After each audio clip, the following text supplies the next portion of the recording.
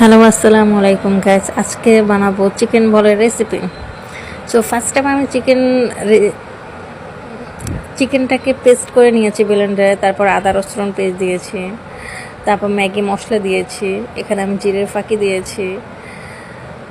এটা দেওয়ার পরে ফার্স্ট টাইম আপনি এটা দেওয়ার পরে কমপ্লিট হয়ে যাওয়ার পরে এখানে আমি চিলি ফ্লেক্স নিয়েছি, কাঁচা মরিচের পেস্ট নিয়েছি, গোলমরিচ নিয়েছি, আর স্বাদ মতো লেবুর পরিমাণ 1 টেবিল চামচ দিয়ে দিবেন। এটা কম বেশি হতে পারে আপনার জিনিসের উপরে নির্ভর।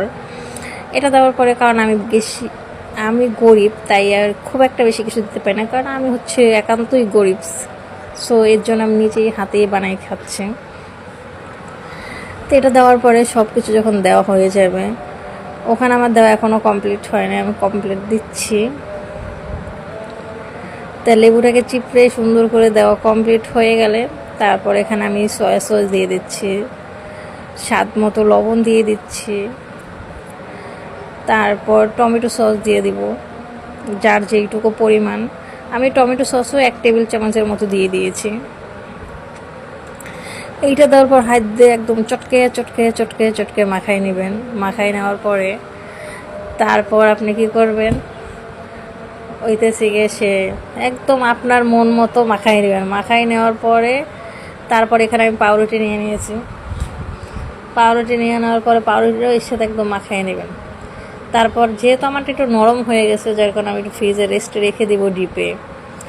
10 মিনিট পরে বের করলে যখন একটু হার্ড হয়ে যাবে তখন আপনি মাখিয়ে নিতে পারবেন। তারপর আমি 10 মিনিট পরে এটা আমি অফ ক্যামেরাতেই কমপ্লিট করে নিয়েছিলাম। ঠিক এরকমের একদম গোল চিকেন বলের মতো বানিয়ে নিয়েছিলাম। তারপর সেট করার জন্য আবার 10 মিনিটের জন্য রেখে দিয়েছিলাম। তারপর পানিটা গরম হয়ে যাওয়ার পরে তারপর আমি পানিতে দিয়ে দিয়েছি। দিয়ে দেওয়ার পরে তারপর ঠান্ডা পানিতে আপনি ছেঁকে রাখতে দেবেন। আমি অলরেডি ঠান্ডা পানি, এটা বরফ করা পানি ছিল, ফ্রিজের থেকে বের করে নিয়েছিলাম যাতে ভিতরে চিকেনটা সফট থাকে। তারপর তেল গরম করে দিয়ে দিয়েছি, কারণ আমি গরিব, কারণ আমার কাছে টাকা নেই আমি রেস্টুরেন্টে যাই কিনে খাবো। কমপ্লিট হয়ে যাওয়ার পরে তারপর আমি অলরেডি উঠানের মতো ব্যবস্থা হয়ে গেছে। একদম আপনার চয়েস কালার, আপনার যেটা পছন্দ করেন ওটা আপনি করে নেবেন। করে নেওয়ার পরে এখানে আমার ফুললি কমপ্লিট হয়ে গেছে। এখন আমি উঠায় টেস্ট করার পালা। দেখতে অনেক বেশি সুন্দর হয়েছে, খেতেও দারুণ হয়েছে। না খেলে কখনোই বুঝতে পারবো না এত টেস্ট হয়েছে। তা আমি এখানে একটু সস দিয়ে খেয়ে ট্রাই করে দেখবো যে আসলে কতটা সফট হয়েছে।